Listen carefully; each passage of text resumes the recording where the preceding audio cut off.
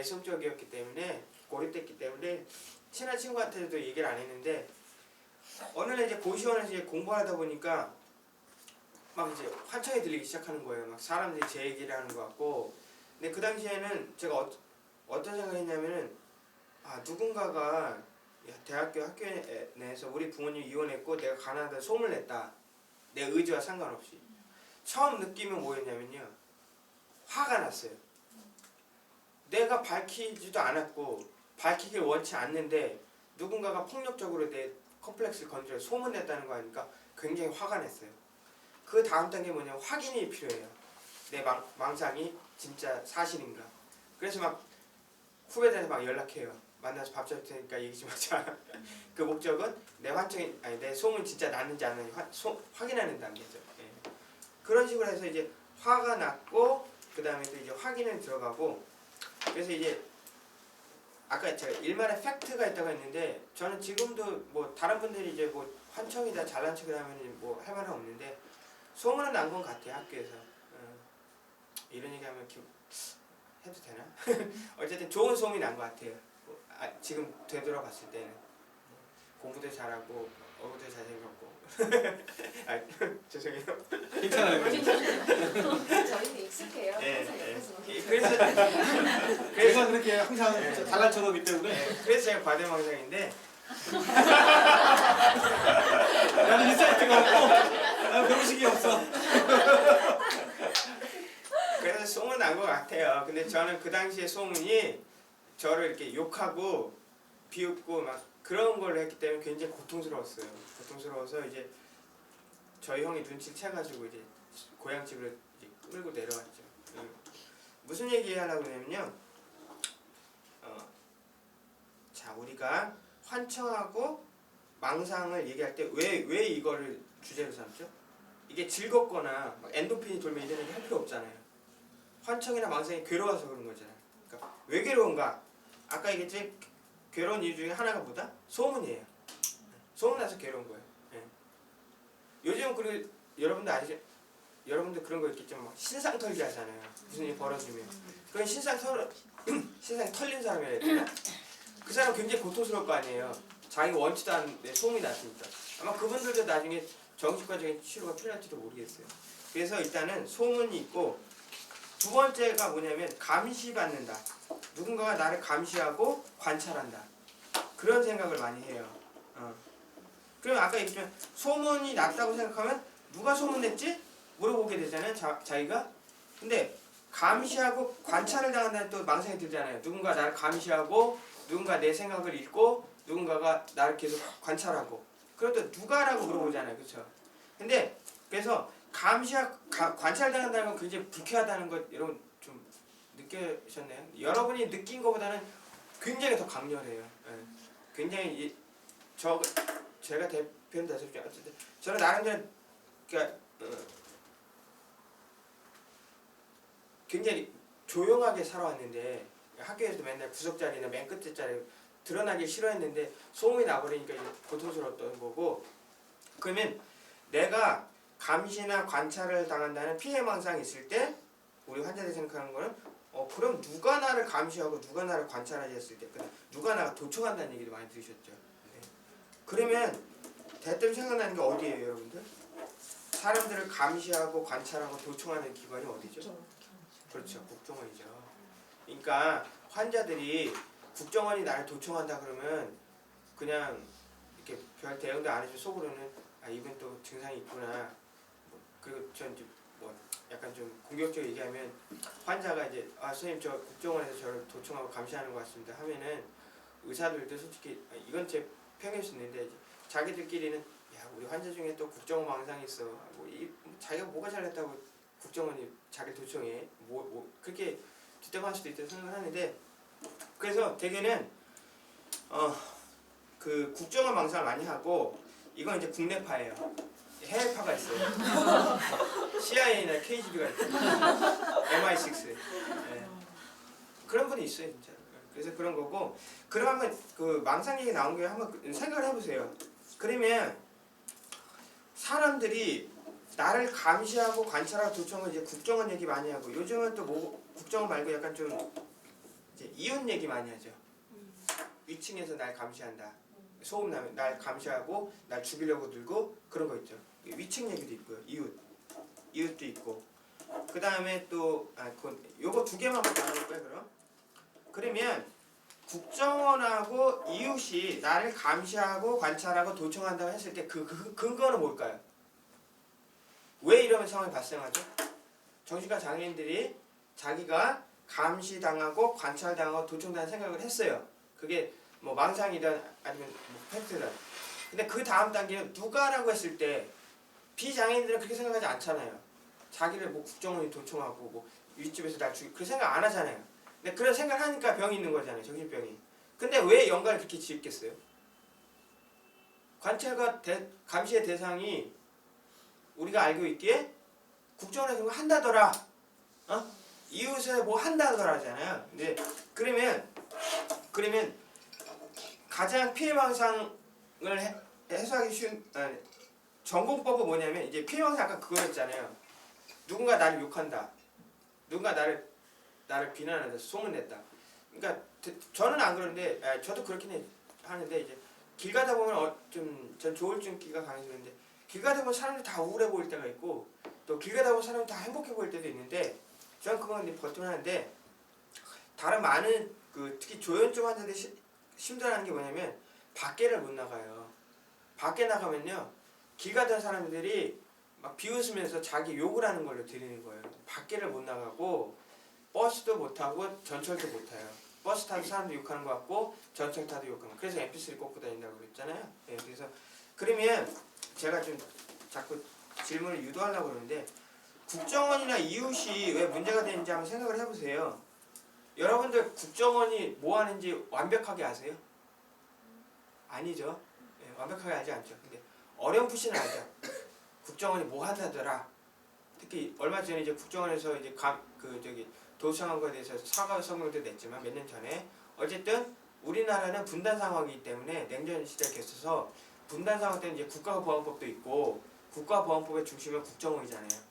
중정하고 안기부하고 이제 국정원이 이렇게 바뀌었죠. 그리고 구호도 매번 바뀌어요. 나중에 사석에서 구호에 대해서 또 재미난 얘기 할 수는 있는데 그러면 생각을 해보세요. 가장 확실한 방법은 뭐냐면요. 국정원을 찾아가가지고 내가 생각에 당신들이 나를 도청하고 감시하는 것 같다. 더 이상 그런 행동 하지 마라. 그래 얘기해야 되는데 그게 얘기하면 어떻게 됐어요? 병원에 가죠. 또 실려가겠죠. 확인을 못하는 거야. 그러니까 국정원에 대해서 난 전혀 몰라요. 우리나라에 국정원 있는지 몰라요. 그리고 국정원에 갖다 붙일 필요가 없어요. 국정원에서 완벽하게 100% 알면은 또 말할 필요가 없어요. 그러니까 제 의지의 핵심은 뭐냐면 정보의 불균형이에요. 정보의 불균형.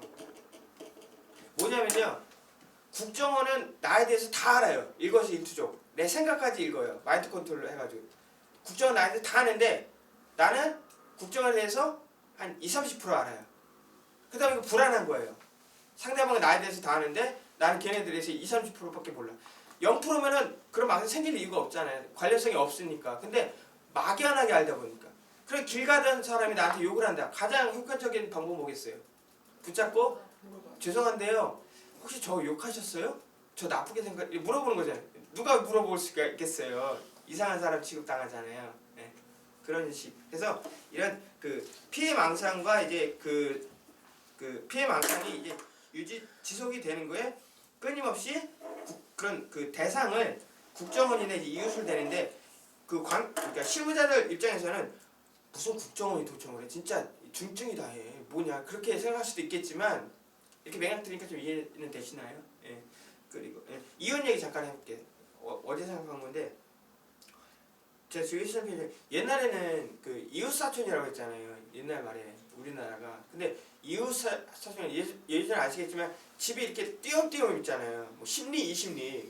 근데 그렇게 멀리 떨어져 있는데도 그 집 숟가락이 몇 개인지 다 알잖아요. 옛날에. 그 정도로 이웃이나 공동체가 이렇게 있었는데 현대화되면서 그런 공동체가 해체가 돼버렸죠. 서구 문명에 의해서. 근데 한번 생각을 해보세요.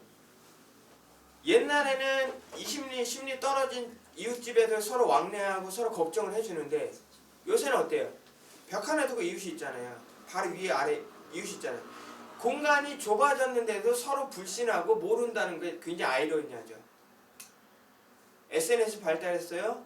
그 다음에 그 공간 그 효율성도 발달했어요. 그런데 아이러니하게도 더 힘들어진다는 거, 정신건강적으로 붙어 있다는 거. 근데 이것도 마찬가지. 이웃도 정말 뭐 집들이 할 때 떡 돌리고 서로 경조사 챙기면 이웃한테 망상 생길 리가 없죠. 근데 저도 마찬가지. 이웃 집에 누가 사는지 몰라요. 관심이 없어요. 근데 이것도 마찬가지예요. 이웃집에 대해서 어렴풋이 아는 거야. 그러니까 이웃은 이웃집에 윗집에 있는 사람 나에 대해서 다 알고 나는 아는 거는 저 사람이 날 죽인다는 거고 그런 건데 그 생각 해보세요. 여러분 혹시 아랫집에서 나를 관찰한다는 얘기 들어본 적 있어요? 아랫집에서 나를 죽이려고 하는 없지. 무슨 얘기냐면 위층은 소음이 있잖아요. 아래층 소음이 들려요? 안 들리잖아요. 그러니까 우리가 얘기할 때 아랫집에서 날 죽이려고 그게 안 하고 윗집에서 날 죽이려고 그러거든. 그러니까 그게 소음하고 관련 있는 거고 그 소음을 누가 하냐고 질문했을 때 그 누가라고 연결시키는 게 그 과정이 병적 증상이라는 거죠. 비장애랑 다른 거죠. 비장애인들은 국정이나 이웃을 의심하지는 않죠. 예, 그러면 정말 힘든 거고. 지금 아주 명확하게 지금 얘기해 주죠. 본인의 경험과 또 본인이 생각했던 얘기들을 해주셨는데 저도 외래에서 제일 많이 얘기하는 게 아까 그랬잖아요. 팩트에 집착하지는 말지만 뭔가 있다. 이거 강민아 선생님이나 몇 명을 봤을까 내가 제일 많이 그리는 그림이 이겁니다. 동그라미가 분명히 팩트는 있어요. 이게 몇 프로인지 아까 그랬잖아요. 몰라. 이것까지 부정하면 안 돼. 근데 우리는 다 부정해봐. 국정원을 부정해버리면서 전체를 부정해버리는 거야. 아니야. 이 사람은 국정원까지 갈 수밖에 없었던 팩트가 있었다는 거야. 이걸 찾아내야 돼. 우리는 근데 이것까지 무시해버려. 아까 얘기했죠. 연결, 왜냐면 이 생각을 또 합리화해줄 뭔가가 필요해서 이 사람은 잘 모르니까 국정원을 갖다 붙인 거고 윗집을 갖다 붙이는 거고 그 연결고리는 뭐 하여튼 정보의 불균형이라든지 윗집의 소음이라든지 있는데 이 바람 빼는 게 우리의 목표지. 이것까지도 이 사람의 진짜 힘들었던 것까지도 부정하는 건 안 돼요. 그럼 이 사람 전체를 부정하는. 그럼 이 사람은 뭐야? 이게 뭐가 되는 거야? 그래서 지금 우리가 얘기하는 게 그런 거고 참 아까 얘기했잖아요. 우리 아이들이 청소년 오늘은 청소년의 왜 이렇게 힘들어할까 우리가 특히 정신병적 장애가 생겼는데 한 반에 35명, 40명 있고 아까 SNS를 통해서 카톡이라든지 여러 가지를 통해서 다 연결이 돼 있는데 그중에서 얘는 그 안에서도 얘는 외로워요. 연결이 돼 있는데 잘 연결돼 있는 게 아니라 다시 대충 어려워요. 그 외롭다 보니까 오히려 관계 사고가 그래서 더 늘고 다 떨어져 있고 그런데도 잘 알면 그런 일은 없었을 거야. 저도 좀 이게 정리가 되는 것 같아요. 왜 관계 사고가 이렇게 많이 증가했는지가 아는 것 같은데 단절이 돼 있어. 가까이 있는 일인데 친하지도 않고 서로 몰라. 그래서 더 는 것 같아요. 그래서 예전에는 30대 후반, 40대는 국정원과 많이 연결되는데 최근 20살 애들은 이 10대 애들은 다르다는 거예요. 이게 가벼운 관계 사고지만 그것들이 더 연결되면서 그런 것들이 더 많아졌어. 제 생각은. 예, 그만하세요. 네, 괜찮아요. 네. 예. 그렇다면 그 환청이 어떻게 들리는지를 파악해 가면은 그 어떤 팩트를 찾을 수 있다라는 것도 되겠네요. 우리가 직접 연구를 해서 1대1로 이렇게 인터뷰해서 그분들의 이제 팩트를 확인하는 길도 있겠죠. 근데 이제 그거보다는 그러니까 제가 왜 팩트 얘기를 했냐면은 서로 인터뷰를 할 때 그냥 여러분은 안 그러시겠지만 얘기 시작할 때 나는 정신건강 전문가고 상대방은 환자예요. 근데 그 환자가 얘기를 할 때 대다수는 이렇게 좀 황당한 얘기겠죠. 근데 그거를 다 100% 거짓이라고 이렇게 마음속에 선입견을 갖고 대하면 그게 다 드러나거든요. 그러니까 우리 전문가분들이 환자분들한테 접근할 때는 그분이 어떤 얘기를 하더라도 일단은 잘 들어주면 좋아요. 잘 들어주면 좋았고 개인의 그 팩트를 의사나 전문가 찾아줘가지고 야 이게 원래 팩트가 있었는데 이것 때문에 수업이다 그럴 것까지 요구하지는 않아요. 그런 건 아니고 오히려 제가 이제 얘기하고 싶은 건 뭐냐면 이게 핵심은 뭐냐면 여러분들 그거 있잖아요. 인터넷 치면은 뭐 정신불면증 증상 쫙 나오고 조울증 주사 쫙 나오잖아요. 처음에 그게 제가 불쾌했어요. 그거는 왜 그랬냐면 사람마다 다 생각이 다르잖아요. 근데 어떻게 정신병을 유형화시킬 수 있지? 그리고 또 기분 나빴던 게 제가 철학을 좋아했는데 조현증 증상 중에 철학적 사고를 많이 한다고 이렇게 나와 있는데 전국이 증상. 예. 아니 저는 그거는 솔직히 그 의사들이 철학적 소양이 부족해서 죄송합니다. 아 이게 농담이고요. 그러니까 무슨 진짜 얘기 같은데요? 무슨 얘기 하려고 그러냐면은 무슨 얘기 하려고 그랬지? 아 그 증상이 유형화된다는 건요 뭐냐면은 정신병의 유전적 소양은 있지만 유형화된다는 건 뭐냐면 우리 사회에 정치, 경제, 사회, 문화란 그런 그 정상의 틀이 있잖아요. 그 틀에서 적응하지 못한 사람이 비정상인이거든요. 장애인이거든요. 그러면 이 장애인들이 왜 병에 걸리고 사회에 적응을 못하는가 하면 그 우리 사회가 요구하는 우리 그 권력층이 갖고 있는 그 헤게모니를 가진 권력층이 우리에게 강요하는 그런 질서에 적응 못하면 병자라고 하는 건데 무슨 얘기냐면은 저는 그래서 국정원도 국정원이 아까 선생님께서 말씀하셨지만 30, 40대는 그런 그 독재 정권도 경험해 봤고 그렇기 때문에 이제 그 되는 거 무슨 얘기하려고 그러냐면 이제 아까 그 여러분들 그 뷰티풀 마인드 봤죠? 보셨죠? 다 보셨을 거예요 아마 그거는. 근데 뷰티풀 마인드에서 제가 뭐 굉장히 저도 재밌게 봤는데 그 존 내시가 왜 미쳤을까 생각했을 때 그 당시가 언제예요? 소련하고 미국 냉전 관계였잖아요. 냉전 관계에 존 내시도 자기를 감시한다. 누가 감시한다? KGB가 날 감시한다. 이런 식이거든요. 예. 그렇기 때문에 저는 그러니까 이 정신병의 그 증상이 환자 개인의 생각을 잘못하고 뭐 의지가 약하고 게으르고 머리가 나빠서 병에 걸린 건 아니고요. 저는 방점은 어디에 더 두냐면 정치, 경제, 사회, 문화적으로 이거 폭력적인 질서다. 우리가 동의한 적 없어요. 정치, 경제, 사회가 이렇게 나간다 동의한 적 없지만 국가에서 교육을 관리하고 그 교육제도를 통해서 국민들한테 자기들이 요구하는 것만 이렇게 배우게 하죠. 비판의 시간은 없고 잡다 뭐하다가 무조건 암기시키고 무조건 문제풀이시키고 자기 의사 표현할 수가 없어요. 이 얘기 하나 더 하고 싶으면 아까 안배 선생님한테 얘기 들으면서 생각난 건데 우리들이 보면은 이제 그 현대 사회를 보다 보니까 그 미투족이 많아요. 미투족. 나도 해야 돼요. 남들이 나이키 신어? 나도 그러면 아디다스 신어. 이런 식으로 남들이 명품 가방 들어? 나도 하나 있어야 돼. 미투. 나도 안 하면 불안한 거예요. 뒤처지는 것 같은 거예요. 나도 명품백 들어야 되고 나도 좋은 신발 신어야 되고 그런 식이에요. 학교는 어때요? 왕따도 비슷하다고 저는 생각해요. 학교에서 좀 튀는 애들 있잖아요. 공부를 너무 잘한다든지 걔도 재수없고 또 말없이 계속 혼자 있는 애들도 혼자 그것도 이상하고 재수없어요. 그러니까 학교 왕따 문제도 그 왕따가 안 되기 위해서 다수의 학생들이 미투족이 돼서 이렇게 좋은 의미는 아니죠. 뭉친다는 거죠. 서로 울타리를 만들어 놓고 나머지 왕따 학생은 너는 좀 우리하고 달라. 너 왜 그래? 너는 안 사겨 이래. 그래서 우리 사회에서 제일 그 안 좋은 영향이 그러니까 미투족 같아. 근데 미투족이 될 수밖에 없는 게 뭐냐면 우리가 끊임없이 광고를 보잖아요. TV에 계속 광고하면서 신제품을 계속 내보내고 계속 내보내면서 가격은 계속 올리고. 그러니까 우리가 남들이 입는 옷, 의식주를 다 따라가려 하려면은 가격은 계속 오르니까 월급은 그만큼 안 오르니까 계속 노동을 하면서 소비만 다 하기 때문에 삶의 의미가 없는 거죠. 이 돈으로 가족들하고 외식을 할 여유도 없고 남들이 하는 거 다 쫓아가다 보니까 가랑이 찢어지는 거죠. 그래서 그런 미투적인 그런 그 문화는 좀 달라지는 생각을 해요.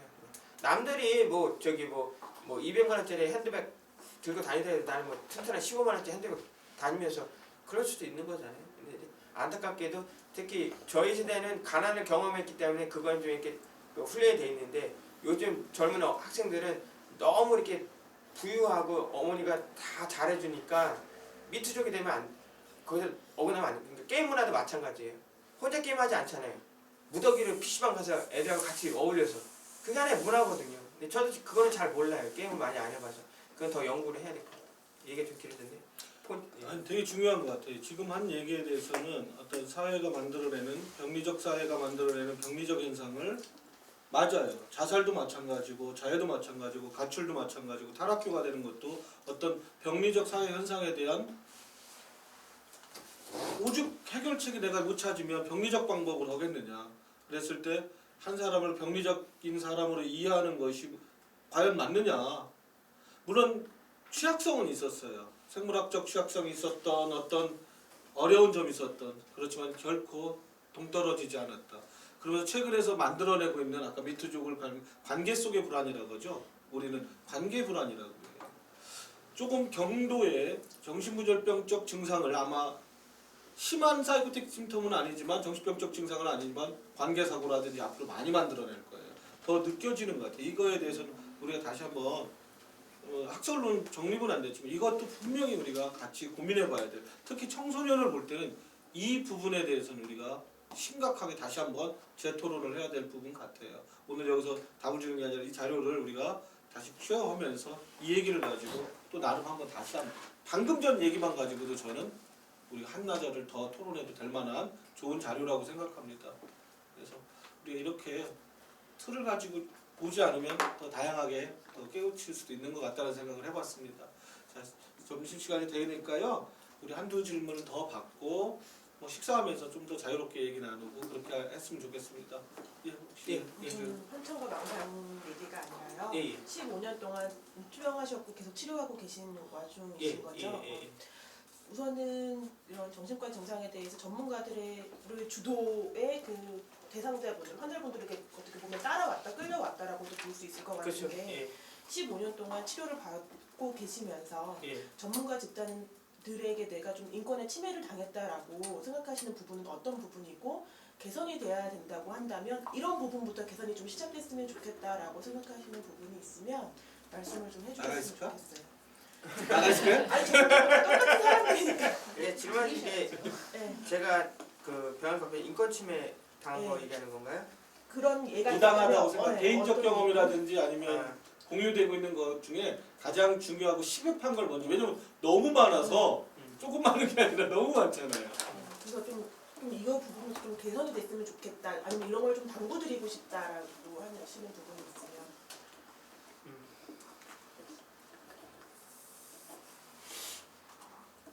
저희 병원 하도 오래 투병하다 보니까 병원을 몇 번 입원했는지 기억이 좀 안 나요.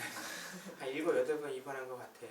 근데 그러다 보니까 수원에 있는 정신과를 좀 많이 병원 여러 군데 다녀서 비교를 좀 하게 되는데 인권 침해 많습니다. 최근에 이제 작년에 입원했을 때도 그 덩치 큰 보호자가 갑자기 와가지고 팔을 꺾고 용의 같은 경우는 상대방이 그 시비를 걸어서 제가 때렸는데 그쪽이 피가 나가지고 제가 가해자가 돼가지고 강박당하고 뭐 그런 경우도 있었고요. 그런 거는 이제 제가 혼자 느낀 거고 가장 대표적으로 좀 부당하다고 생각한 게 뭐냐 이제 통신의 자유예요. 통신의 자유. 그러니까 안변 선생님한테 제가 나중에 그 감사 인사 드리려고 했는데 안변 선생님이 여기 병원에 수업 만들 때 제가 인상 깊었던 게 오락기가 2대 있었고 그 다음에 또 이제 국가인권위에 대한 한 라인을 만드셨거든요. 이렇게 그래서 굉장히 안변 선생님께서 잘 읽고 계시다.